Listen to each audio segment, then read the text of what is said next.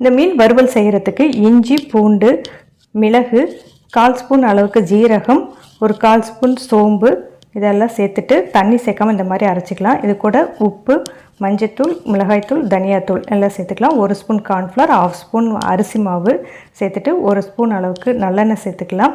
இது கூட ஒரு 1/2 லெமன் புழிஞ்சு சேர்த்துக்கலாம். கொஞ்சமாக தண்ணி சேர்த்து பேஸ்ட்டாக அரைச்சி எடுத்துக்கலாம். நான் இன்றைக்கி வவ்வால் மீன் எடுத்துக்கலாம். எந்த மீன் எடுத்தாலும் இதே மாதிரியே நீங்கள் செஞ்சு பாருங்கள், சூப்பராக இருக்கும். இந்த மாதிரி நல்லா மசாலாலாம் நல்லா கோட் ஆகிற மாதிரி தடவி வச்சுட்டு ஒரு 1 ஹவர் அப்படியே ஊற விட்டுடலாம்.